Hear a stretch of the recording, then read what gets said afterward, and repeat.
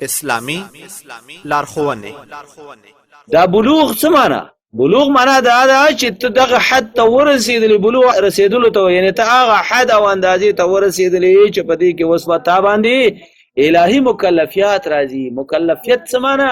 یعنی الله د خوا نه تا ته تکالیف متوجه دي چې دا به کې دا به نه کې، تر دې دمه خو ته وړوکی وي، په تا باندې ګرفت نه و. اوس تا د مکلفیت دوره شروع شوه. پخوا چې افغانستان کې عسکري وه نو هغې ته به د مکلفیت دوره ویله چې 22 کلنۍ نه وروسته به هر افغان باندې عسکري څه وه هغه به پرې لازمي وه، هغې ته د مکلفیت دوره ویله. مکلفیت څه ته وایي؟ یعنې دا به تا باندې لازمي ده چې کیبې. نو هر انسان بالغ هغه چې کله بلوغ ته ورسیږي او عاقل وي بس به د باندې الهي هغه څه مکلفیتونه شروع شي. مونځ به کوي، که مونځ قضا که الله ورسره حساب و کتاب کوي.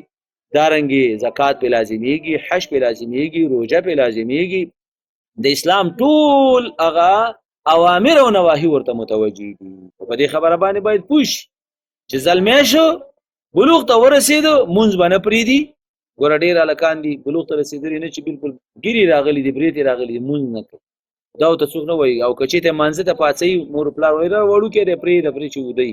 دا کم مینه ده او کم محبت دی او کم احسان دی؟ نه، مانځه ته بیا سپک پاڅوي. الهي اوامر ورته متوجه دي هغه به ورته ښې، او الهي منهیات ورته متوجه دي د هغې نه بیا منې کې. دا زموږ او ستاسو دیني فریضه ده.